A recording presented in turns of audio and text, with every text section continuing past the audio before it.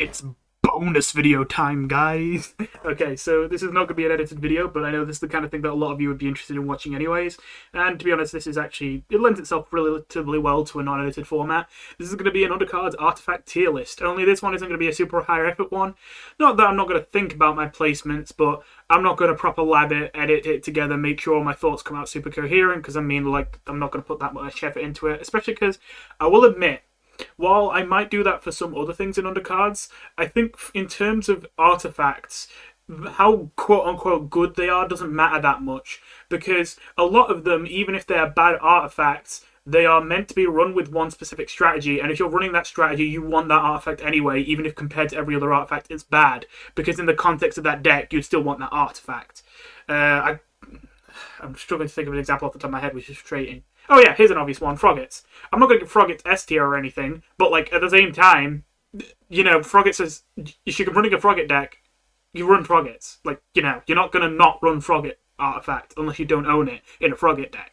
Like, you should always do that. So you get what I mean. Like, the ranking of this is kind of difficult in a way to ever really make very objective and not opinionated, because essentially the most objective way I could rank this is basically just thinking of whatever deck is associated with that and saying if I think that deck is good or not. And that gets especially muddy when you get artifacts where it's hard to tell what deck they're really associated with, and artifacts that aren't even really associated with a deck, comparing them to artifacts that are associated with a deck. So I don't think that this is something that I should proper like get into, fully edit. I think I should just do this knowing it's going to be kind of for fun. So, straight away, first artifact appears is Adrenaline. It starts with 7 counters, and at the end of your turn, if you have 2 or less cards in your hand, you draw cards until you have 3 cards in your hand and spend 1 counter for each card you draw. So essentially, as long as you can empty your hand fast enough, Adrenaline is literally just a free draw 7 cards at the start of the game. Amazing.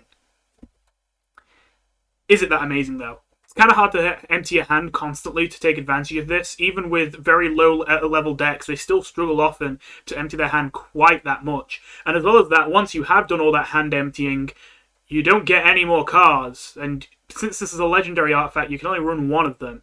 And once you run out of those cards, the problem is you probably made your whole deck to be really cheap stuff you can easily dump out your hand.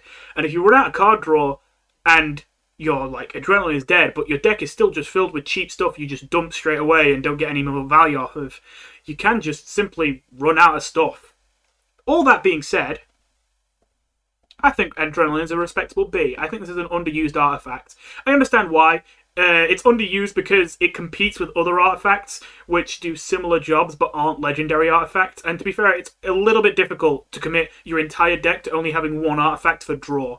Especially considering both Draw and Ambition are decent kind of draw artifacts, and I guess you can consider Recruitment a draw artifact. So, yeah. It's essentially, this has the makings of an A-tier artifact. The problem is, one, finding a competitive deck that is that good at emptying its hand. Which, yes, it's not like competitive decks don't empty their hands, especially obviously the more aggressive ones, but again, like, doing it consistently without having the problem of then consistently spending all 7 counters but running out of resources and having not won the game already. So hitting that sweet spot is kind of difficult. That combined with, again, the fact that you can have, even though they won't draw quite as much, other non-legendary draw artifacts which do the job pretty good, makes it so that even though this has the makings of an A-tier artifact, I think it belongs in B-tier. There might be some people who think it belongs lower considering how rarely used this is, but I mean, personally, I used an Integrity aggro deck to reach Legend last season using Adrenaline, and I genuinely think it was the best artifact in that deck. I originally run it with Poke Noodles, and Poke Noodles wasn't bad, but I genuinely was running out of cards a decent amount of the time, and running Adrenaline really helped with that. Definitely it's close because Poke and Noodles are both amazing artifacts, but I think Adrenaline is better than Poke Noodles for a deck like that. Anyway, that brings us on to the next one. I think these are in alphabetical order then. Ambition, which is a non-legendary artifact, and it's a very popular one. At the end of every 3 turns, add a dream to the top of your deck. If you have no dreams in your hand, if you have no dreams in your hand or deck, sorry. So a dream is a 0-cost token spell that lets you pick a card in your hand to put back into your deck, and then for doing that, you get to draw 2 cards. So this probably sounds pretty good. It's a very popular artifact indeed, in fact.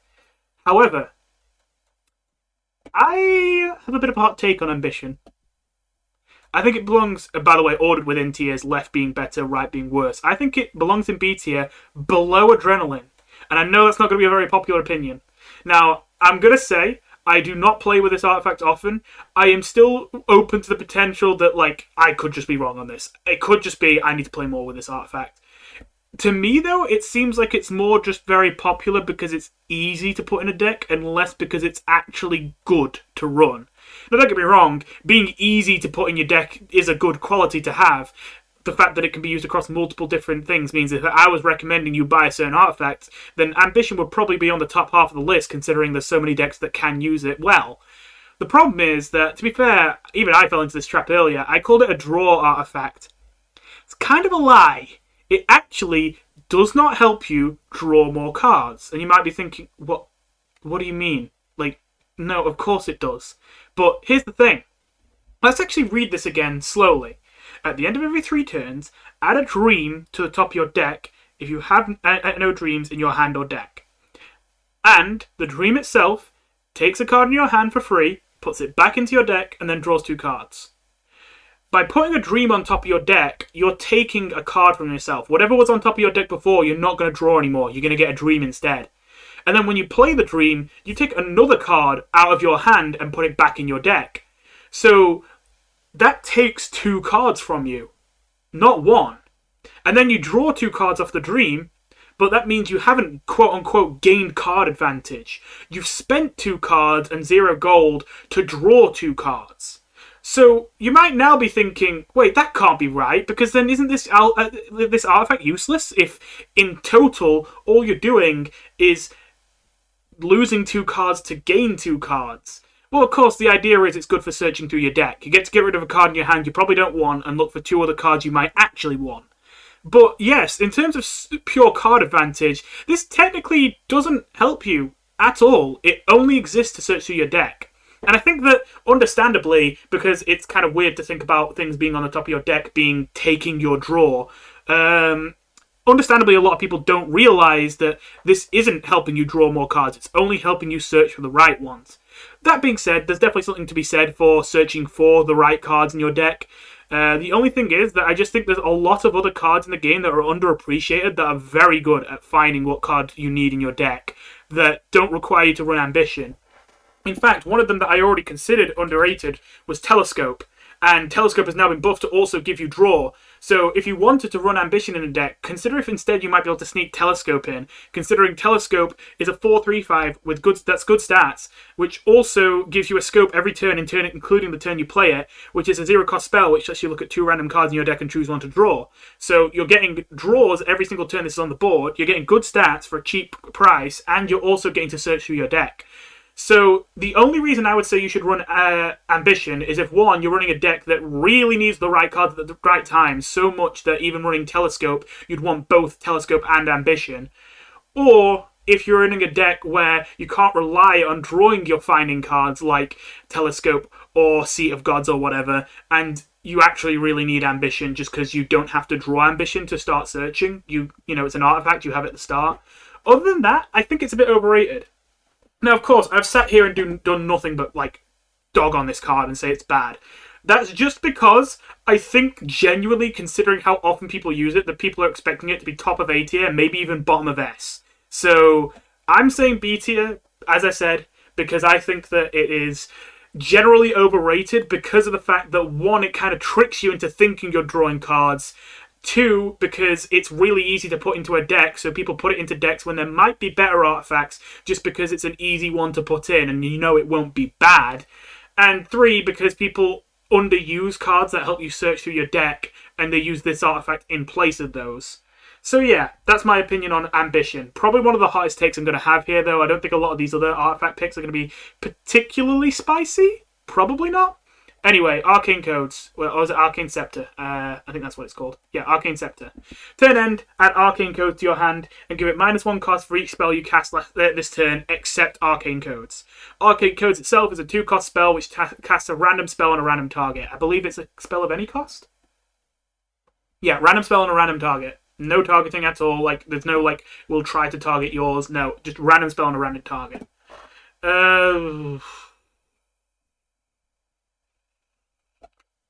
I might move this. I'll see how it compares to the others. Like when I when I place these all, I'm gonna look back and see if any of them look like they don't look right now in comparison to others. So Arcane Codes, you probably know as a meme. I mean, you can see how giving up all your artifact slots just for something which gives you the ability to cast random spells on random targets is very much a meme. However, also, you have to realize just because it's random doesn't mean it's bad. You see, aggressive decks inherently rely on taking chances to get ahead early on the board and then get an earlier kill than they should have gotten because of the fact that they've taken chances and those chances have worked out for them. That's how aggressive decks work. So for an aggressive deck, Arcane Scepter actually makes a lot of sense. As well as that, it's very easy to reach like stalematey situations in Undercards where no one can really kill each other for a long time. And the swinginess of this card helps resolve stalemates, though not necessarily in your favor. Here's the thing, though. I think the thing that really kills this card is I honestly, genuinely would give this card a try, and I've given it a few tries. I might give it more tries if it weren't for the fact that the few times I have tried it, you just get a full hand. You just get... It's that simple. Your hand gets clogged, and your Arcane Codes keep burning cards that you actually want, and you keep using the Arcane Codes, and they keep casting spells which draw you more cards, so you burn more of your cards, and then Arcane Codes isn't actually helping you on the board. And it's like, I know it sounds like a small issue, but that's on top of the already big issue of it's completely random. It could kill you, it could kill your opponent instantly, it could be amazing, it could be garbage. If it was just, it could be bad or it could be good, then I think it would be actually genuinely plausible for aggro decks. The problem, though, again, of it constantly using draw spells when you actually don't want draw, and the Arcane Codes goes into your hand before you draw your next card in your next turn, and constantly ends up forcing you to burn cards. I think that means that it's really hard to actually use this in a seriously, genuinely worthwhile way. So yeah, E tier it is. Collection. This is a popular one in my Discord server. It definitely seems like a fun card. I will admit this is one I've not played much with. I've played with it, just not that much. It is a legendary artifact that makes it so whenever you summon a monster of a tribe you haven't summoned that game yet, you add a thrashing machine to your hand, which is a 3-cost 4/4, which doesn't have an ability. However, they count as every type of monster in the game. They're plugs, they're froggits, they're amalgamates, they're snails, they're everything. So they have synergy with all cards like that. So yeah, interesting artifact.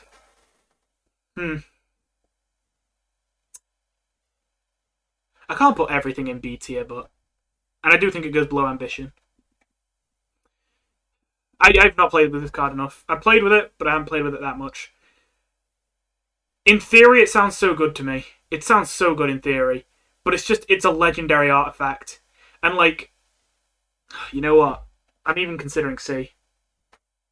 No, I'm going to do it. Like, I want to put it at B because I know that people like it, and I do think it's a fun card, and I know that people aren't going to be happy with me not putting it highly, but I think I've got to be honest with myself. I'll put it at high C. The thing is, it's not that its effect is bad. It's that you have to realize what you're trading for this effect. If you're playing a deck that runs Collection, I'm going to guess 90% chance you're playing either a mid-range or aggressive deck, leaning probably more to aggressive, with lots of different types of different monsters, obviously pieces, froggits, amalgamates, whatever, dogs, so that you can get a whole bunch of thrashing machines, and you use the card advantage from those thrashing machines to kind of push your advantage. Now here's the thing, if you're in the mid-range version of that deck, then the card advantage often is a bit much. Like, you often have enough cards, enough value in your cards that you don't empty your hand that fast, so... Not that you necessarily are always burning cards because of the thrashing machines, but they aren't as beneficial as they could be. If you're running an aggressive deck, they get much more of a benefit. Only the problem is, if you're running an aggressive deck, you really want Poke and you really want Noodles. And you can't have either of those if you run Collection. And I just have to think, what deck out there would I say is genuinely better off running Collection than Poke and Noodles? Now, in fairness... Okay, I was going to hold this off until I got round to them, but like it's kind of too obvious. Poke and Noodles are going S tier. Like, it's just happening. These are just the best artifacts in the game. Like, I'll get back to them at the end. Like, I'll in-depth explain for anyone who is genuinely confused which of these, why these are so S tier and so far above the other artifacts. But at the end of the day, any aggressive deck and decent amount of mid-range decks wants both of these artifacts. And...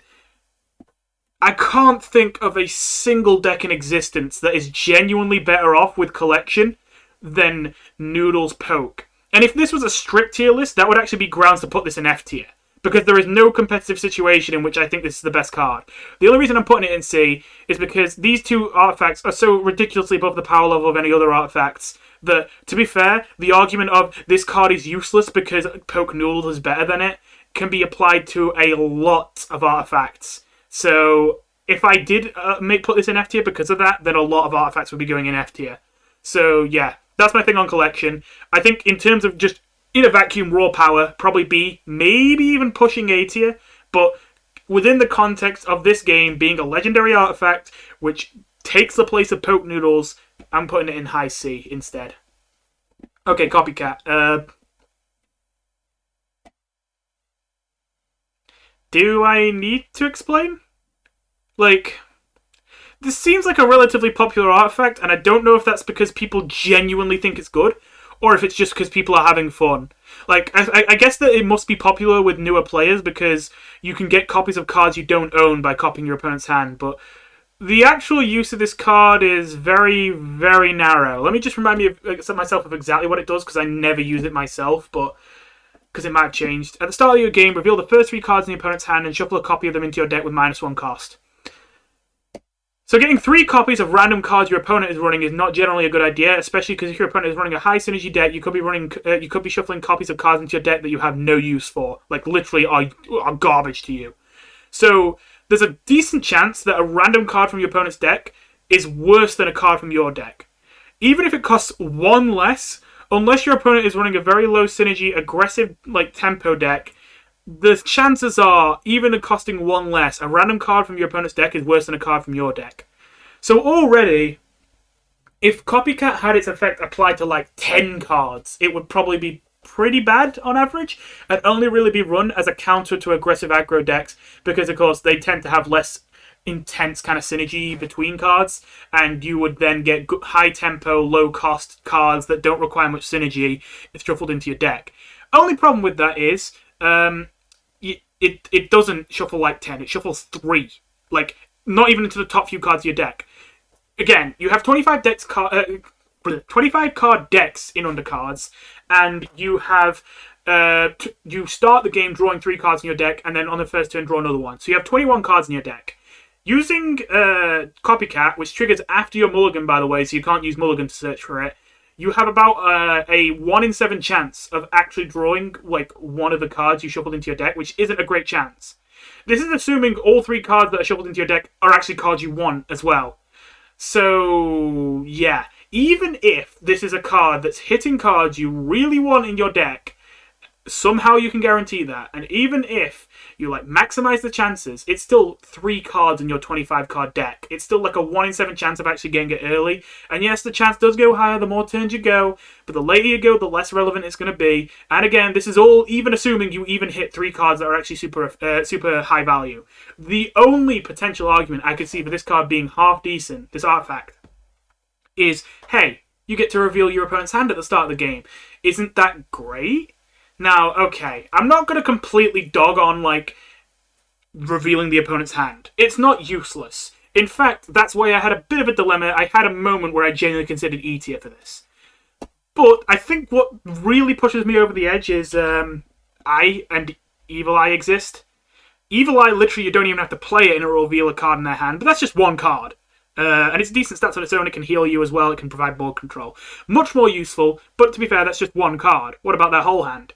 What about Eye? It doesn't say that it reveals their hand, but to choose a card in your opponent's hand and increase its cost by 1, you have to, well, reveal their hand. So Eye is a well-statted amalgamate for a cheap price, which can also stall your opponent's most dangerous plays while also revealing your hand to them. If you're going to run Eye, you do not need Copycat. Now, to be fair, if you somehow have a deck that cannot possibly slot Eye in, then maybe you have an argument for Copycat. But that's extremely far-fetched. That's assuming you care that much about seeing their hand at the start of the game, that you would give up a whole artifact slot for it, and that you would also find a deck that you can't slot Eye into, a well-statted, cheap unit that has no synergy points that you need to hit to be able to use its ability. Like, what deck can't run Eye? Like, I guess no minion decks? Those don't exist really, though. Like, you get my point. It feels like, what? Like, why are people running this card? Again, I can only assume it's because people are new. and they're like, I want to use cards I don't own, and my opponent is going to have cards I don't own, I'm going to have fun with that. And if you're using this for fun, then more power to you, but like, if you're trying to use this seriously, oh boy. Then there's Counter-Strike. It's artifacts like Counter-Strike that make me think to myself, maybe Copycat belongs in E tier despite providing next to no value to your deck. At least I have an argument for Copycat. At least I can say Copycat could be used to figure out what your opponent's doing at the start of the game, which can genuinely be useful. In undercards especially, strategies so strongly fluctuate in strengths in certain areas that knowing what your opponent's deck is before you get into the game is huge. And the only reason I don't think that's enough to knock Copycat out of F tier is the fact that usually if you played the game a lot, you can figure out what they're running anyway by their artifacts and soul choice. And even if you can't, you usually don't need to know in the first couple turns, and after you've seen them play 1 or 2 cards, you might be able to figure it out. Counter-Strike, I really have no idea. Like, this artifact is probably the worst. Like, maybe I'll be proven wrong? I think this is the worst. Like, I don't know what you use it with. Like, what? Like, okay, you use it with taunts, obviously. Okay, so let me... I'm getting ahead of myself. Let me explain what it does.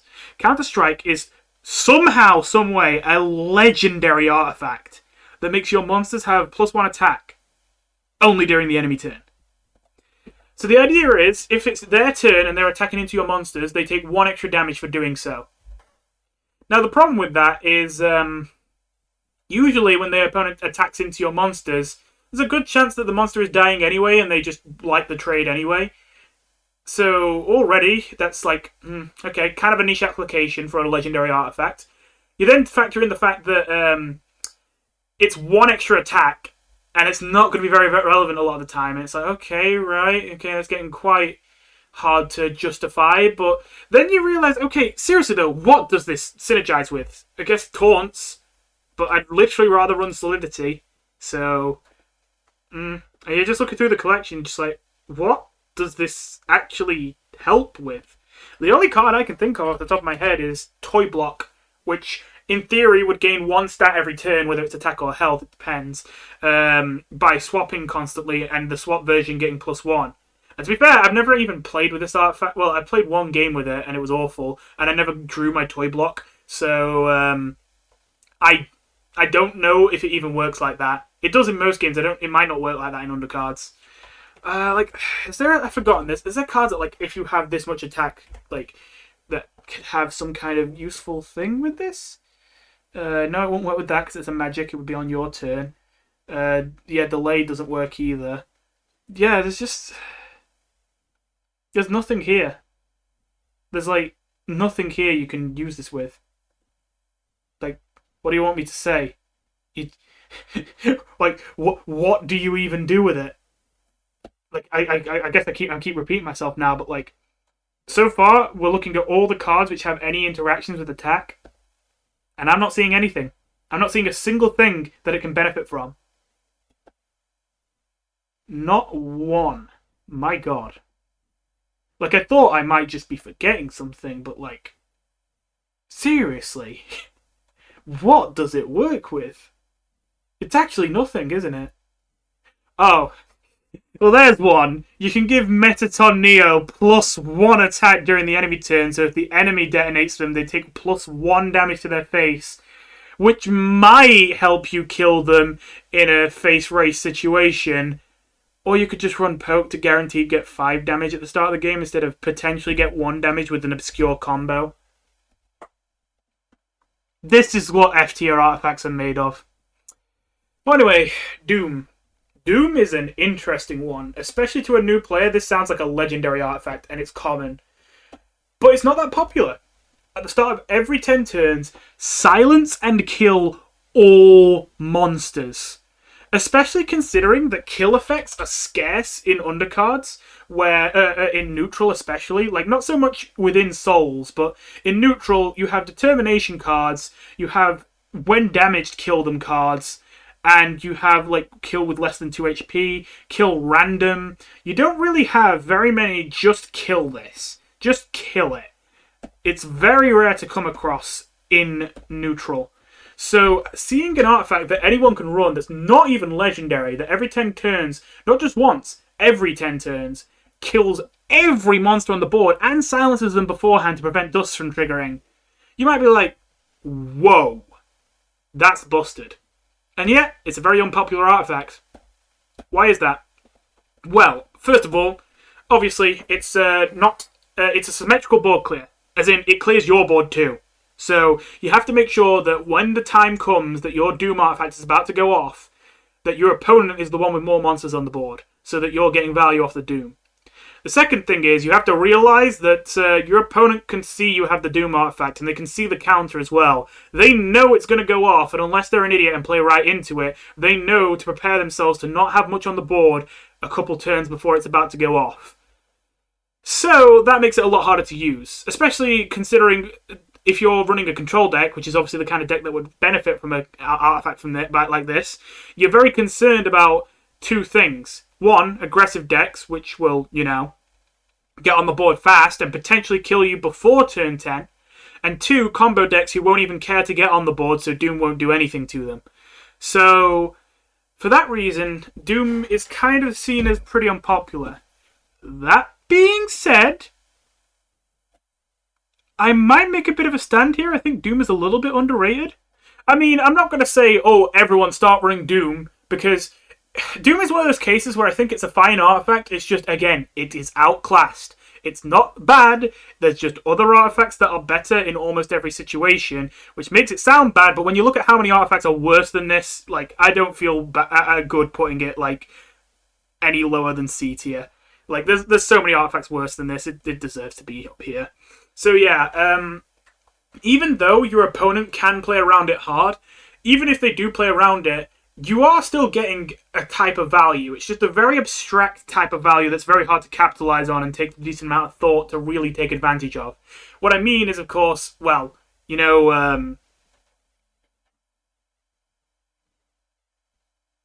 my mind blanked there. What I mean, of course, is when the opponent isn't playing monsters because the Doom is about to go off, you are preventing them from playing monsters. Even if you're not getting cards out their hand or gold from it, you're still preventing them from playing monsters. And if your deck can really take advantage of a few turns of knowing damn well your opponent can't play anything, then you can really take advantage of that. It is a very powerful artifact. If you do get to turn 10, it's amazing, because you're very likely to get further than turn 10. You might get to turn 20. And if you get 2 of these off, that is huge for a common artifact. Which is why I think it's worth running. But I would say bottom of C tier, probably. Draw. Very simple one. Actually, a starter artifact. You can actually see the star artifacts they give you. They're quite nice in Undercards. They're not bad artifacts. They're generally some of the better ones. At the start of every 4 turns, draw a card if your hand isn't full. So basically, you draw 1.25 cards every turn in effect. Pretty cool. Pretty cool. Yeah, B tier. Not much to say. It's just more draw. Now, there is a lot of draw cards and undercards that are really efficient to the point when draw artifacts often become not that important. I mean, a good example would be Library Sign. That's a 6-cost 5/4 that draws 3 cards from your deck with basically no condition. You just have to have a common, a rare, and an epic, which is really, really easy to meet, that condition. And on top of that, it's better than drawing 3 cards because you have an idea of what cards you're drawing. If you're only running 1 epic, then you know what epic you're going to get from Library Sign every time. So, yeah, Library Sign and cards like it make it so that draw artifacts become kind of obsolete just because there are draw cards in the game that are so ridiculously efficient that, just drawing 1 extra card every 4 turns for free starts to sound kind of bad when in other card games it would sound great. So that's why this isn't in, A or S tier, but it's still in B, even if it's at the lower end of B. The reason for that is, oh, you know what? It's a hot take. I'm genuinely, very, very, conflicted on whether draw is better than ambition or not. I think it's probably a teensy bit worse, but it's only a teensy bit, a real small bit worse. Anyway, what I was actually trying to say, though, is there is one upside, though, to running these artifacts, even if they're less efficient than the other extremely efficient draw cards in the game. Once again, kind of similar to Copycat, you have to draw those. Sorry, an ambition. I mean, that's the more relevant example. You kind of have to draw those cards which help you with that before you can use them, you know? So, if you don't draw them, you can't draw more cards because you didn't draw any card draw cards. And sometimes that just happens. It's unlucky, but it happens. If you really want to cover that condition of just not getting the draw cards you need, on average, you should be getting enough cards to draw most of your deck out, but you're just not drawing the cards that draw more cards, then you can cut those cards that draw more cards and instead run something like draw. That's why they still make it into B tier, even if low B tier. Okay, then there's Evil Plan. I think that's what it's called. It's not Build a Machine, it's Evil Plan, yes. At the start of your game, burn... Oh, okay, right. This is kind of a two-part artifact. It turns into this artifact if you have Ultima Thrash in your deck, which we'll talk about separately. But if you haven't got Ultima Thrash and you're not transforming into the Ultimate Fusion artifact, this is Create a Machine. But this adds Create a Machine to your hand and 1 to your deck. Create a Machine is a 0-cost spell which lets you look at 3 random thrashing parts and choose 1 to add to your hand.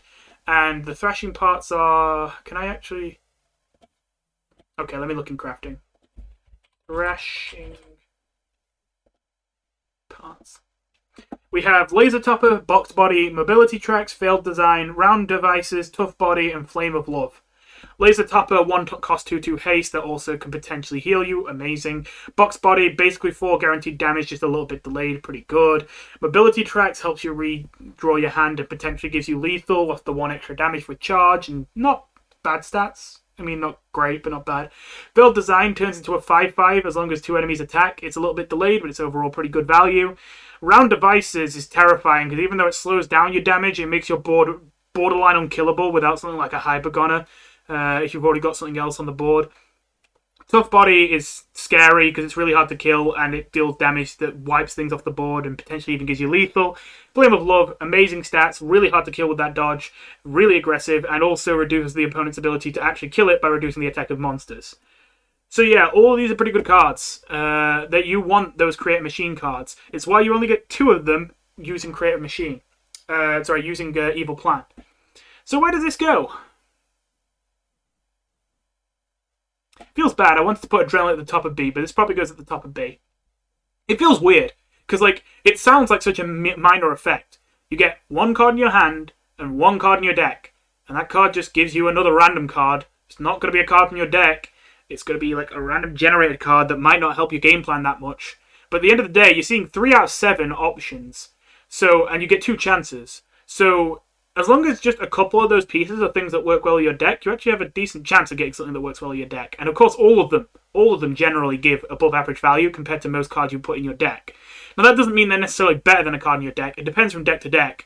But most decks will have high enough synergy that a random card from your deck is probably still, on average, a little better than a machine. But Create a Machine is probably better because you get to look at 3 machines and pick the better one. At that point, it's probably better than a random card in your deck. It's also, of course, mostly used, though, to help Birdly. If you're not running Science Artifacts to get tokens into your hand, this is the other way you can get tokens into your hand to activate Birdly Plush, Birdly, all the token synergy cards like that.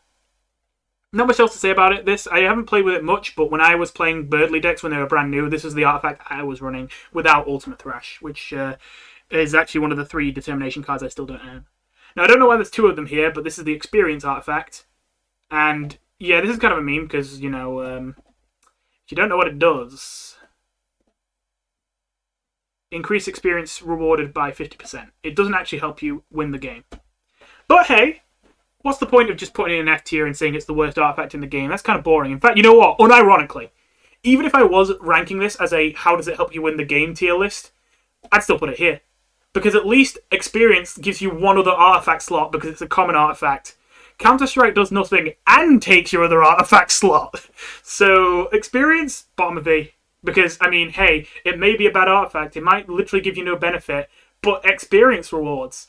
Honestly, if it gave you double experience, I would genuinely, unironically put it in D. Because I think that would be a good option for early, new players to start like earning stuff faster. Obviously, that's what this is used for. The only reason it's being placed so low, even though I am giving it points for helping you earn cards faster, even if it doesn't help you in battles, is of course you also you earn less experience for losing, and increasing your chance of winning will in turn increase the experience you earn. And on top of that, even if you have a deck that doesn't need that second artifact slot and can still win very consistently, 50% isn't as much as it sounds like. Like, I used to use this artifact, and I genuinely stopped, even though I still want experience, just because I'm like, it doesn't feel worth it. It feels like I would earn about the same amount of experience if I just ran another artifact that helped me win my games faster and more often, which in turn would grant me experience. So yeah, and just for the sake of satisfaction, I'm going to put these both next to each other so that that's not there. Okay, Froggits. Genuinely, it's been a long time since I've used that. It's been a long time since I used this artifact. I used to use it a lot, and it's been a while. The start of your game, add a title Froggit to your hand, a Froggit to your deck, and a final Froggit to your deck. That's what I thought.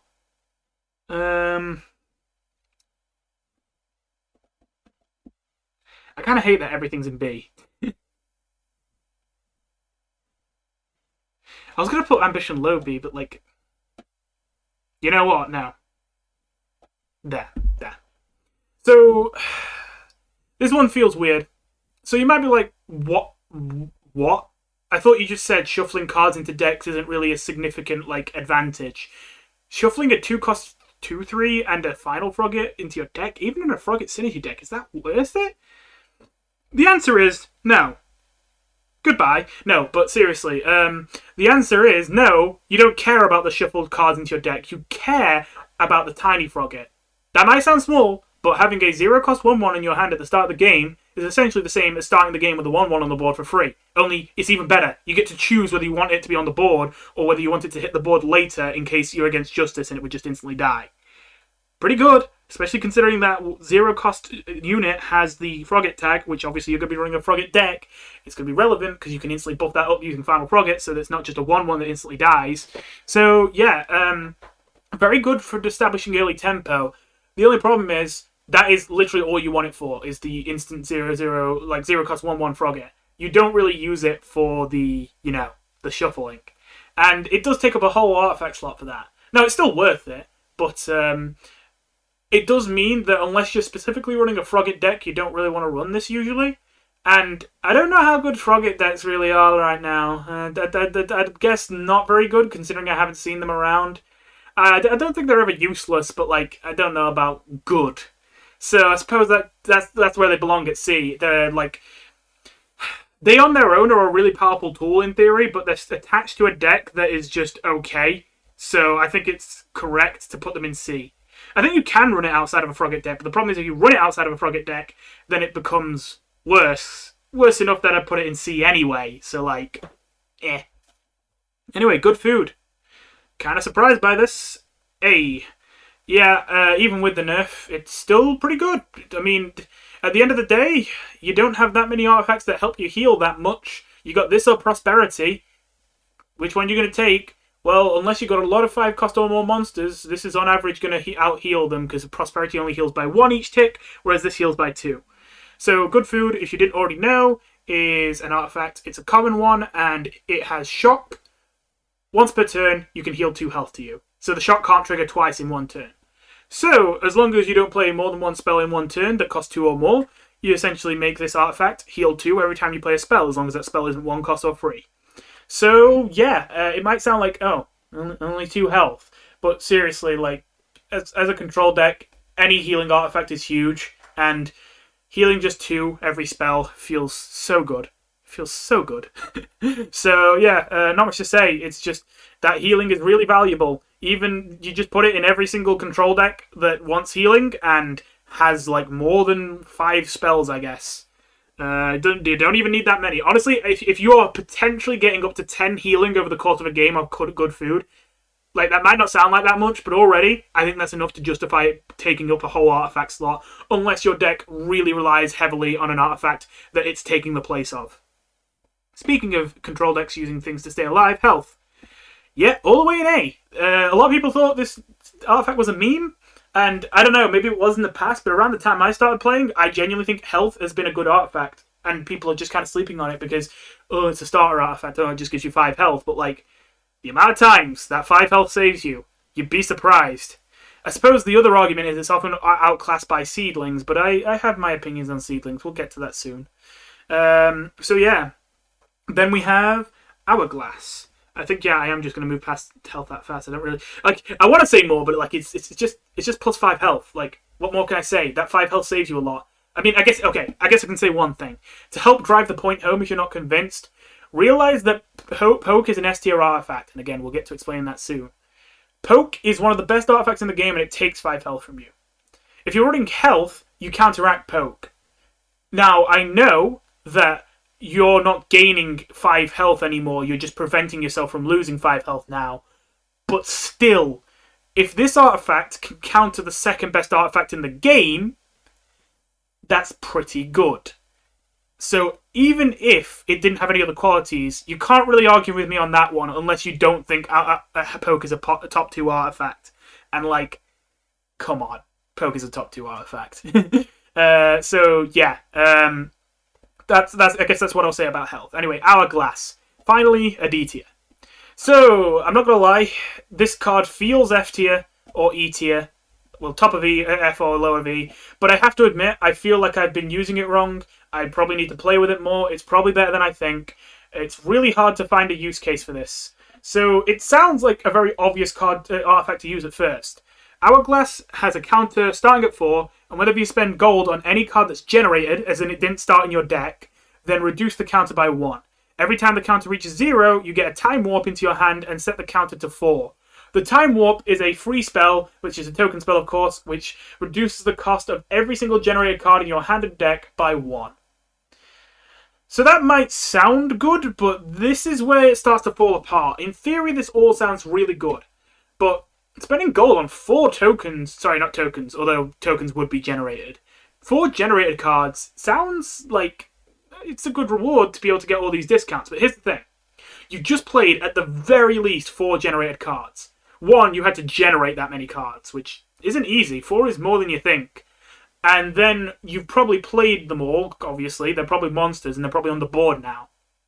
The problem with Hourglass is that the Time Warp only affects monsters in your hand and deck. And all the generated monsters you played to get the Time Warp are now on the board, and Time Warp is not going to benefit them.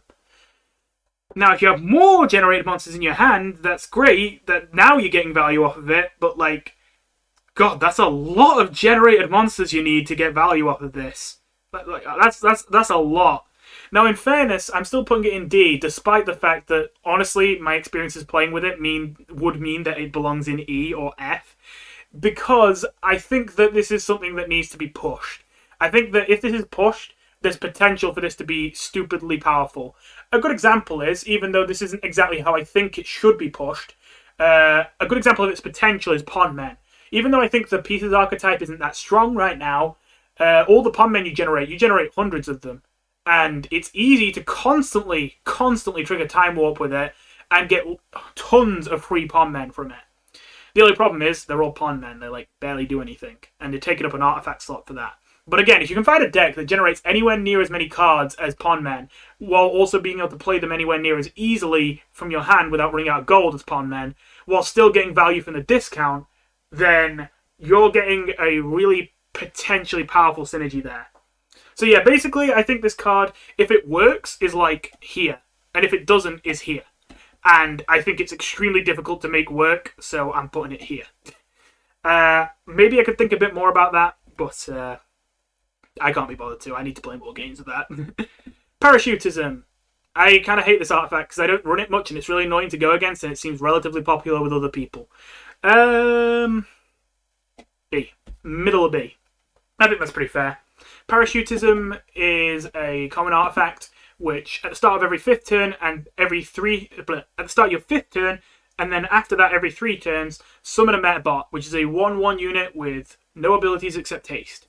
So basically deal 1 damage every 3 turns starting from turn 5, which occasionally you can leave as a 1/1 on its own, but you're basically using it for 1 damage. So yeah, I don't think I need to explain much for this one.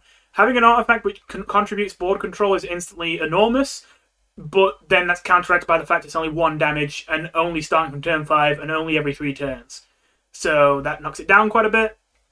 Basically, I would just say that, like, if you could choose, like, if you got a spell in your hand, like a 0-cost token spell that summoned the 1/1 haste, then I would probably put it, like, high, maybe even here. The fact that it summons it, regardless of whether you want the meta bot at that point in time, every 3 turns, means that it often pops up on inconvenient turns, and if the opponent is playing smart, they'll often purposely set it up so the turns you get your meta bots, because they know which turns those are going to be turns where you don't want them, which is the only reason why it's not a super high tier card or artifact. In reality, like, this artifact does have a lot of potential high value to, like, just, again, any board control artifact is really, really potentially powerful. It's just, of course, it's very minor impact and it's very easy to manipulate. But even with that in mind, again, it's just so huge to have any artifact that affects the board that I think it's fair to put it slap bang in the middle of B. Speaking of slap bang in the middle of B, Power. You see, I thought this artifact was just fun, but not actually good for a while. But I've been using it more recently, and, like, while it usually gets cut from decks, it's only barely outclassed. It's impressed me, I must admit. It has its moments. I think I'm going to put it there. It's difficult, but I think I'm putting it there. So, Power is an artifact, which I think you start with, yes. And at the end of every turn, at the end of turns 2, 5, 8, and 11, but then not again after that, you give the next monster in your deck +1/+1, as in the top monster of your deck, the one you're about to draw. So, is that the start of your turn? I already lost track. End of turn. Okay, right. So, that is essentially +4/+4 to monsters in your deck, just slowly over time. +4/+4 stats really affects the board, even if it's slowly trickled out on units that you can't fully control. Still, it's +4/+4 stats. It's just that's huge. Like, I mean, of course, this is a bad example. This would be, if this was the case, this would be over here. But, like, imagine if there was an artifact which just let you start the game with a 4/4 on the board. Instantly would break the game, right? Now, of course, that's partially because having the 4/4 up front means your opponent can't really develop anything. You don't really get the 4/4 in front, but it helps put in perspective how much 4/4 stats matters. So I think it actually does fully belong in B, despite the fact that it seems like such a low impact artifact. I think in practice it does a lot more than you think. This is Preservation, isn't it? Let me double check. Preservation. Starts with 5 counters. Whenever you would overdraw a card, spend 1 counter to prevent this. Oh boy.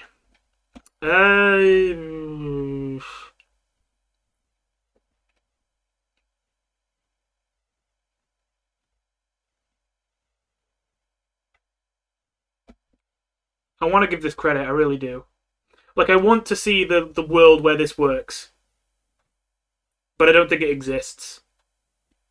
Well, there's one kind of deck now. I was about to say there's one kind of deck that actually wants this artifact, and that's true, but that's not justification to move this to D or high E. That's justification for this not being in F. So, yeah. Okay, so you probably already realized the problem with this card, but let me explain if you don't. The problem with overdrawing cards is the fact that you, 1, lose a card, like you don't draw a card that turn, and 2, whatever card you overdrew is gone forever, and if that card was very important to your deck, you can't get it back. That's the idea. Here's the problem. Out of those 2 things, one of them is way more significant for 99% of decks. The fact you didn't draw a card. With Preservation, you still don't draw a card, and in fact you use up one of your precious counters on it.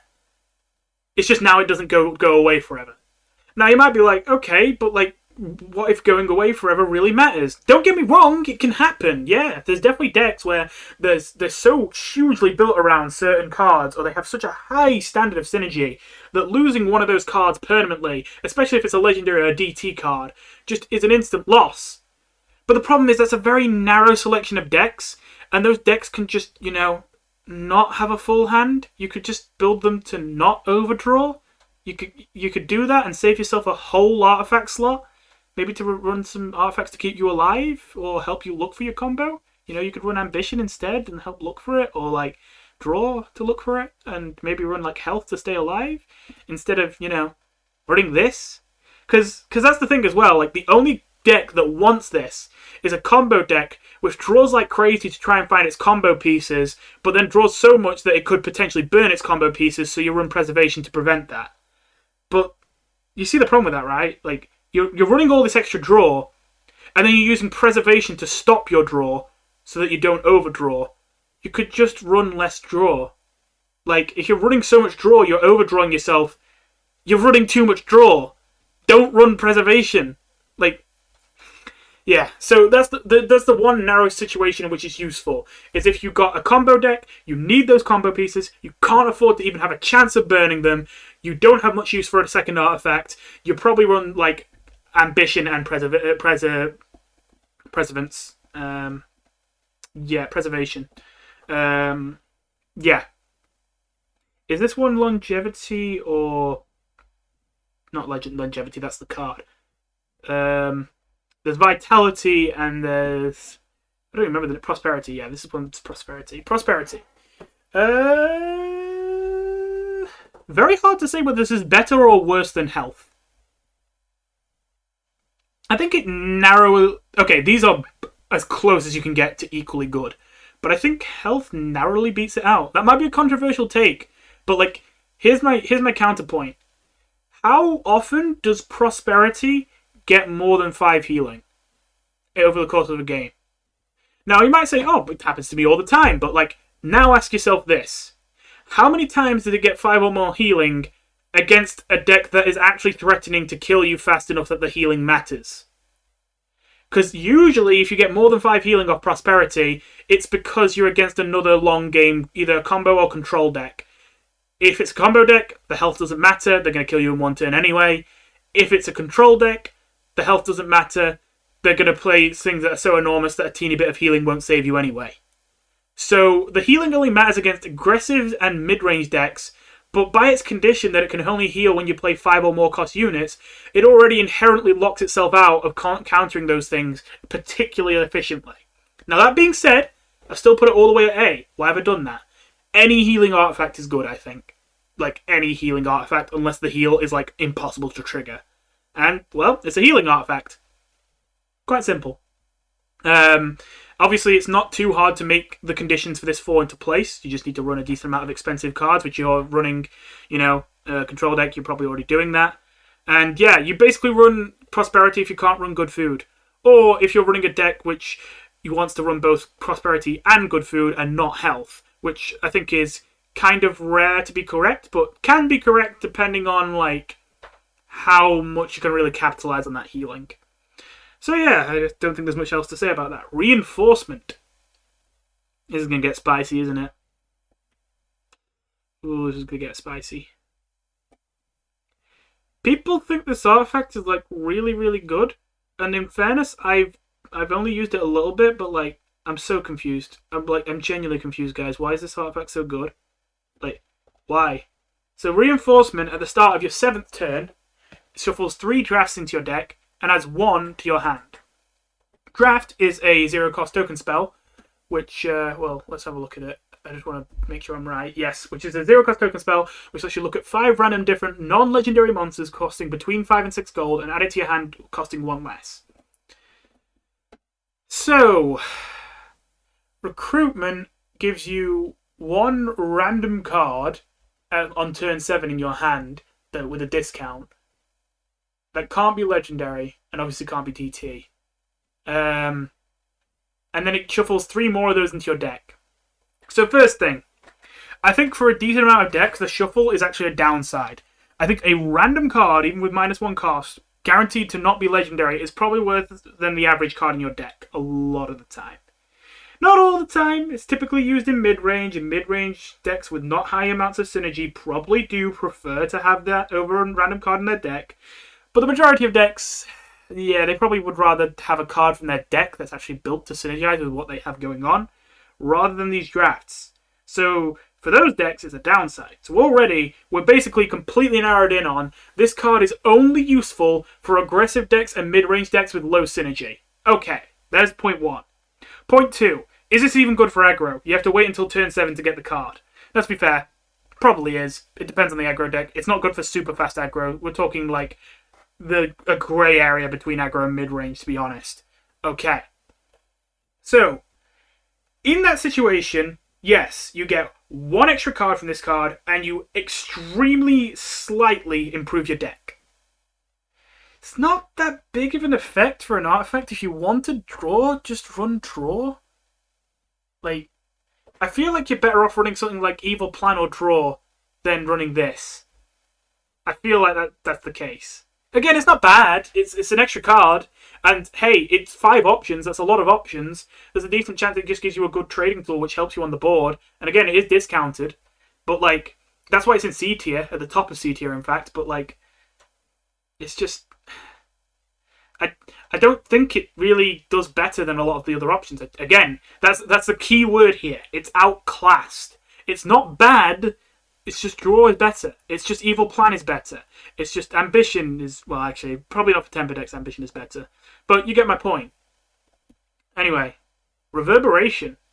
I must admit, this one's an artifact I really don't use. Your turbo monsters activate their turbo effects when played. For those of you who are really out of the loop, I don't imagine there'll be many of you, turbo is a keyword in this game, which stands for like card effects that trigger instantly when drawn. So anything that has an instant effect when drawn will also trigger its effect when played.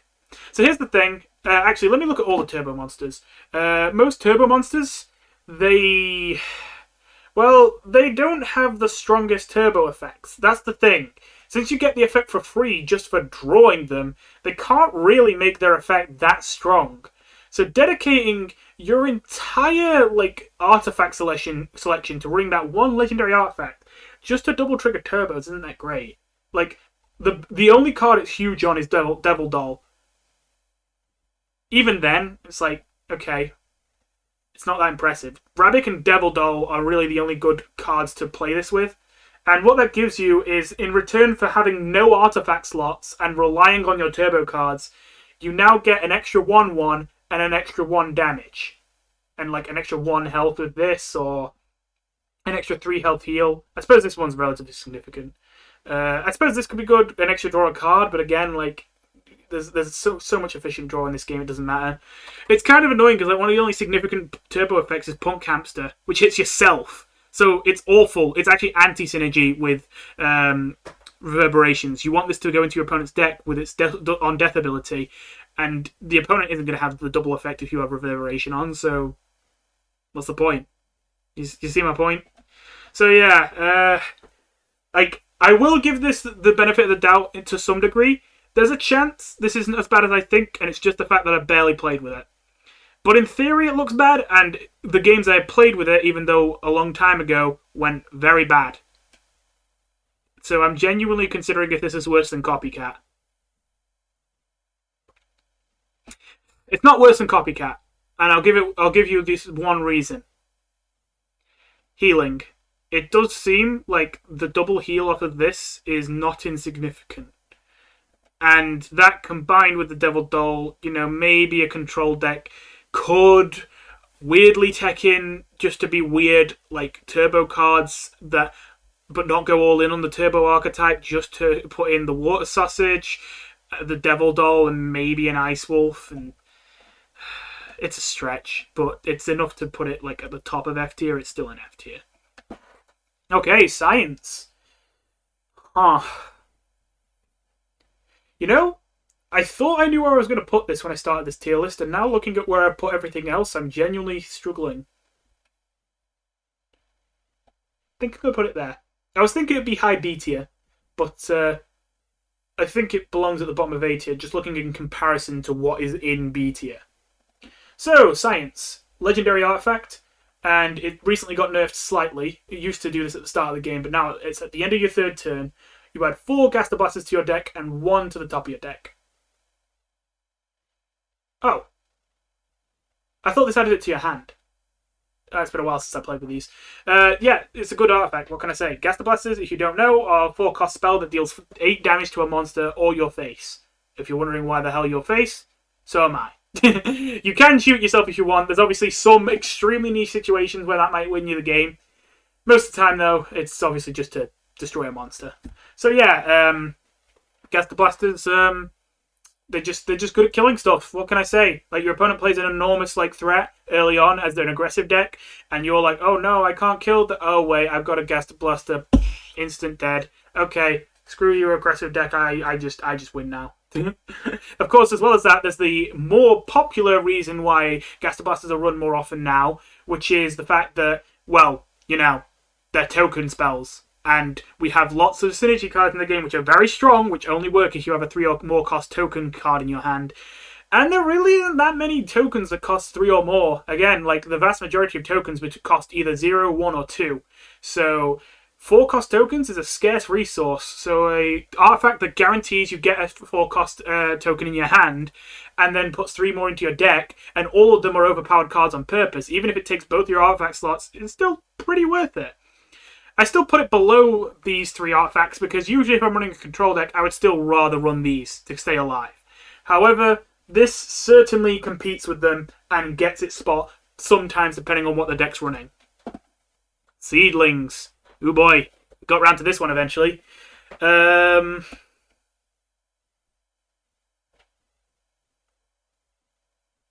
I that spicy?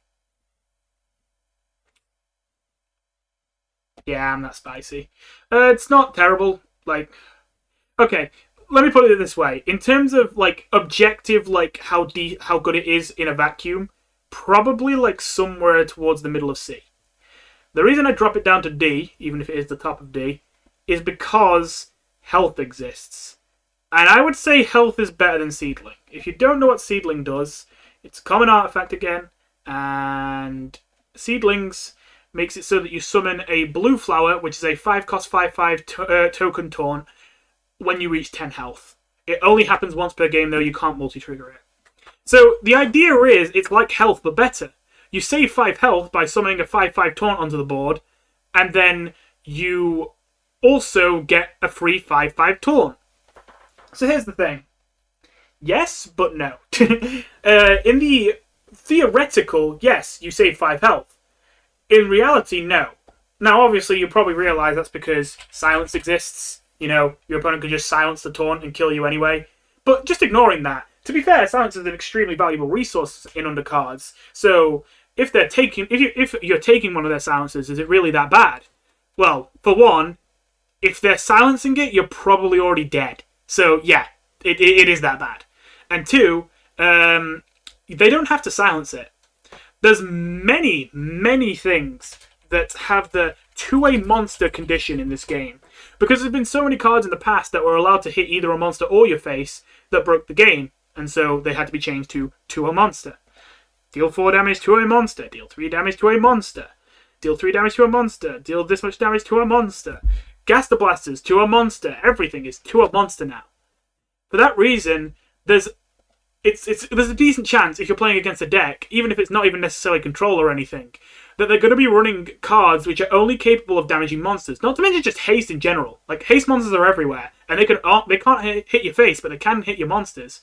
So if you had health, you would live, but if they have a big haste and you get seedlings, you don't live. They just hit the big haste into the seedlings, you save 0 health, because, yes, you've in theory gained 5 health, but then your opponent has also in theory gained 5 damage they wouldn't have had.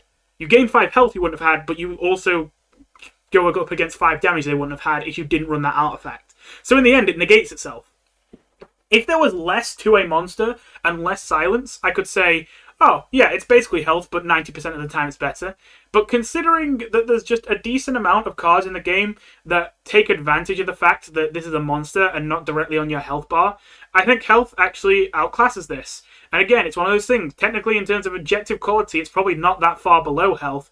But the fact that health outclasses it in basically every situation knocks it down quite a few tiers, because if health is always better, why are you running seedlings? Especially because the only answer I could think to that is to run both health and seedlings.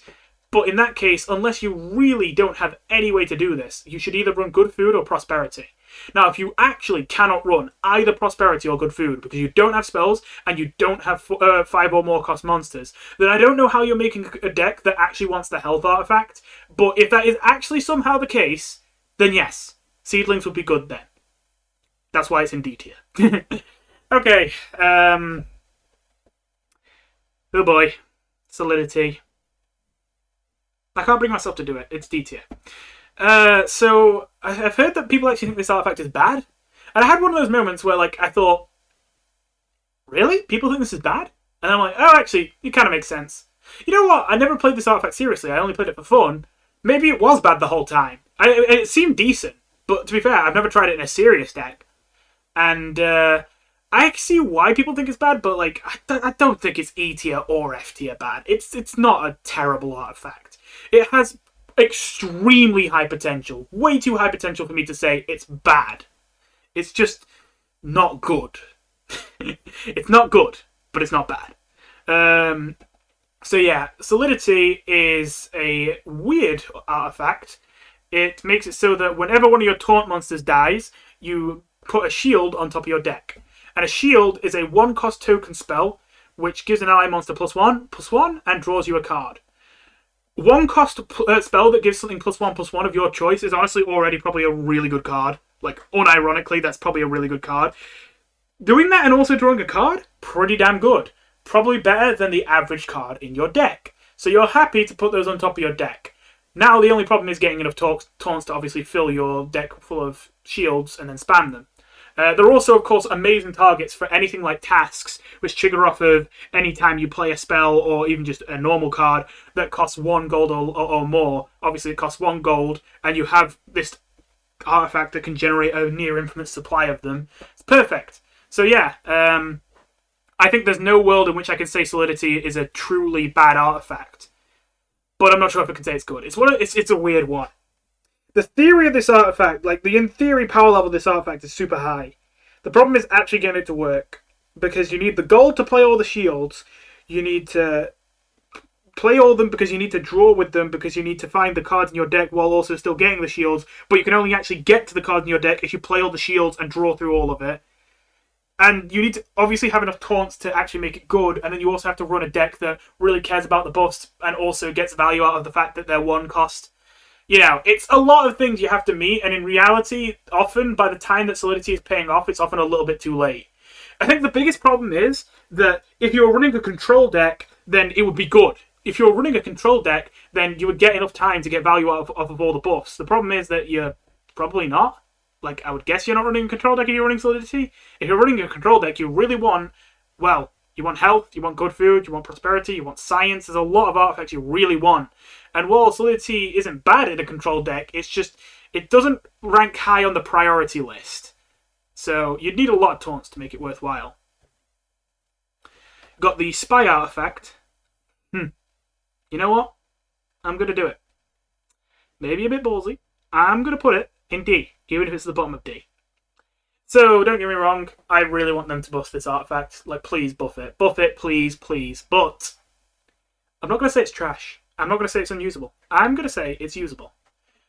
It's a very narrow use case, but sometimes you just have a deck and you look at all the artifacts and you're like, I swear none of these are good for my deck. And if that's the case, well, there's Spy. Spy is an artifact which essentially is not bad for any kind of deck except aggro. And aggro is never going to be like, I don't know what artifacts to run, because aggro should always run poke Noodles. So, yeah. I don't really know what else to add. It's just good because it's unconditional. No synergy needed. Just a little extra help. The only problem is what it contributes is extremely minor. So yeah, I should read what it does. At the start of every 5th turn, add Spy into your hand. At the end of the turn, remove it. So you have to play it if you want to use it. If you don't play it that turn, it goes away forever. Well, you'll get it back after 5 turns, but you have to wait those 5 turns. So, Spying is a 0-cost token spell that looks at all cards in your opponent's hand, lets you pick one, and increase its cost by 1. So, that's the problem. You get to increase the cost of 1 card in the opponent's hand that they can simply choose to not play every 5 turns. Extremely low benefit. However, the only condition to use this artifact is that you have a hand slot free for the Spying. And if you have that, then you can easily create a deck that doesn't have to synergize that hard with its artifacts. This is basically only useful for weird mid-range decks or weird combo decks. Because if you're aggro, you always want poke Noodles. And if you're control, you'd always rather have health, prosperity, good food, that kind of stuff. Mid-range usually would like Noodles or Poke, but like, they might want or Power, but they might if they're a weird mid-range who like actually enjoy using Spy. And again, Combo is the one that mostly would have use for Spy, for getting information on what the opponent's playing, for being able to delay plays that aggro decks make, even if it does come quite late and doesn't do much, and for not needing that much synergy with your deck when the rest of your deck is already probably very heavily synergized and conditional, and you don't really want to run artifacts which might or might not work. So yeah, that's a bit of a weird one, but I consider Spy to be just about usable in a very narrow selection of decks. That being said, like, usable seriously, by the way, because when I say it's only just usable in a narrow selection of decks, like, that makes it sound like it's F tier or E tier. But the thing is, like, seriously, everything E tier or below is something I would never use in any even trying to be competitive deck. So the fact that this is here means that it's basically the worst an artifact can get, while still being, like, if I see that in a competitive game, I'm not going to laugh at you. I'm going to be like, okay, that doesn't sound like a good artifact to me, but I'm curious, what are you doing here? Like, do I not get it? Anyway. Veteran. Oh, boy. Listen, I really want to put it, like, here. I love this artifact. It's so fun. It's so good. And most of my favorite decks are decks that use this artifact, and it's actually good. However, there's very few decks that use this artifact, and it's actually good. Even with the buff. If I'm being real with myself, it's here. It's here if I'm being real with myself. I want to put it like there, but if I'm being real, it's there. So what's the problem with Veteran? If you read what it does, it sounds really good. Whenever an ally monster attacks and kills a monster, it gains +1 attack permanently for the whole game. Amazing, right? Especially considering it used to be only conditioned to it wouldn't work on things with 2 or less attack, but now they buffed it, it works on everything. Amazing. Here's the problem. 1 attack isn't a super great benefit, and that also means that your monster has to attack in, not die from the attack, kill the monster, get the extra attack, and then live to the next turn to use the extra attack. Not a very common situation. Not very common at all. It might happen, and then if it does happen, what did you get? You got +1 attack. Yay. That has to happen multiple times a game for it to actually add up and be worthwhile. Which is why Veteran is one that I really hate to put lowly, because the potential for this artifact is really high. And the decks that use it well do use it really well. Trashy deck, obviously, is the best example of how this becomes useful.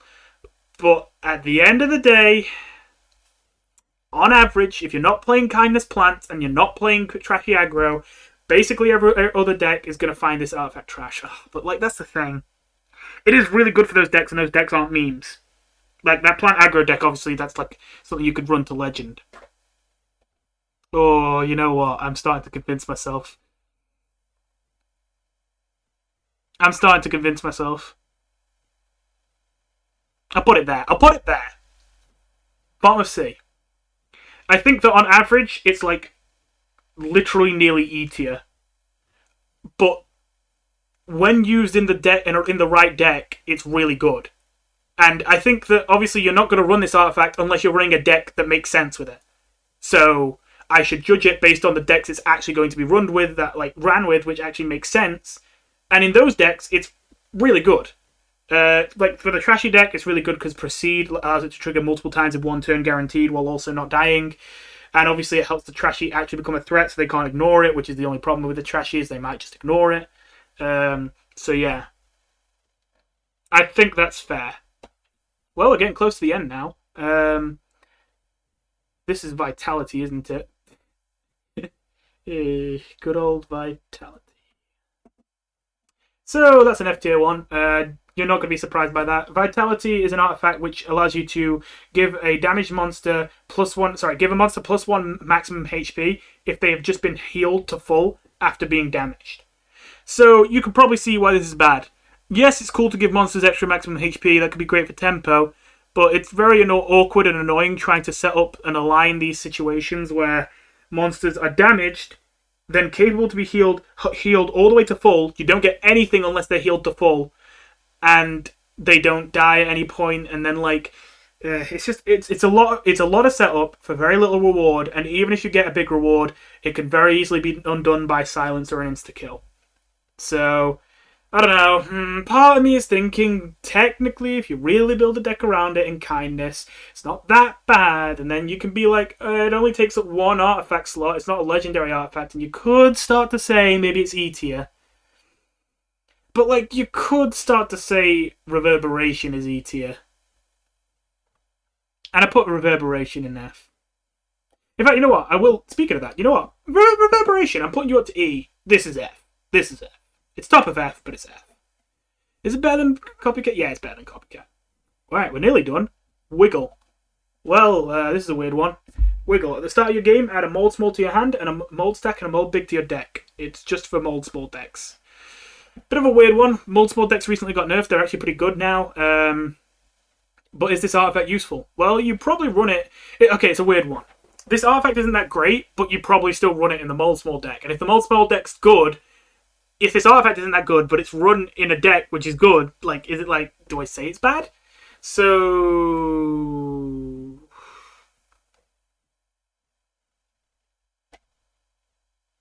Yeah. So, you get a guaranteed mold small on turn 1 with the mold small added to your hand at the start of the game, as well as get quote-unquote card advantage. You get more molds shuffled into your deck, which, well, you're running them in your deck, so they're about as good as a random card from your deck, most likely, and maybe better.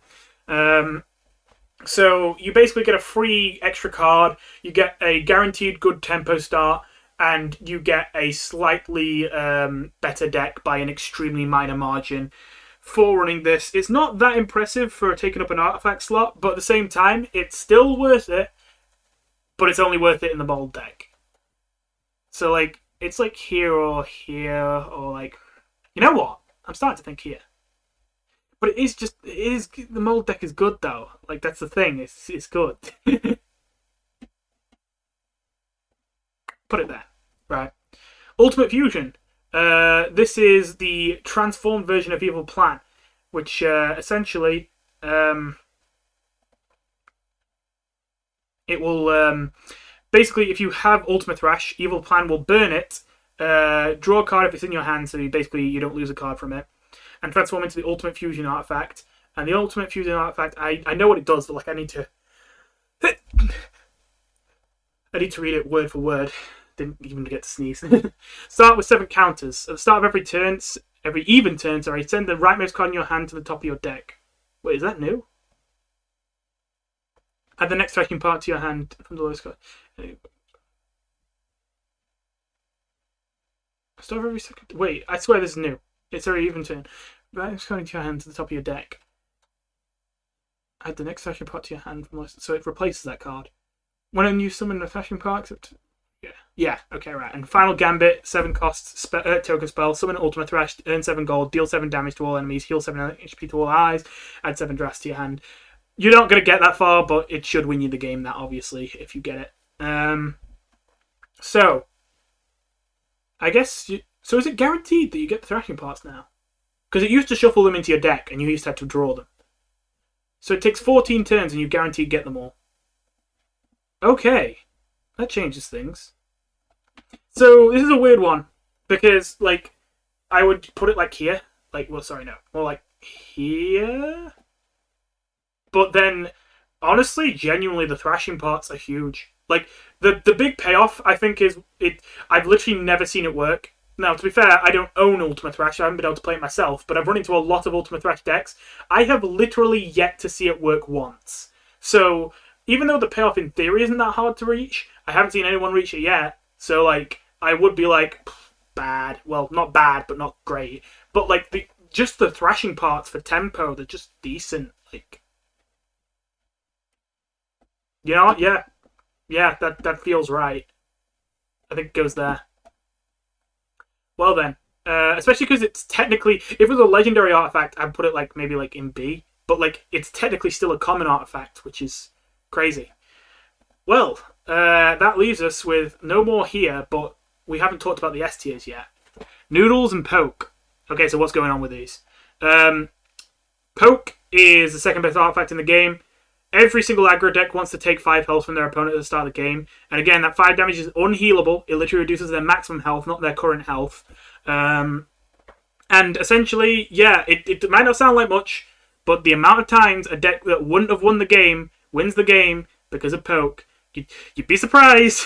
Seriously, every single time I think, maybe poke isn't the best artifact for this aggressive deck. Maybe I should try another one. I mean, it is only 5 damage. It can never be any better than that. Let me try this artifact, this artifact, this artifact. And then what I keep finding every time is I have game after game after game the second I take it out, where I get my opponent down to 2 or 3 health, and then they make a comeback and win. And it's like, God's sake. Right, poke's going back in. I've learned my lesson.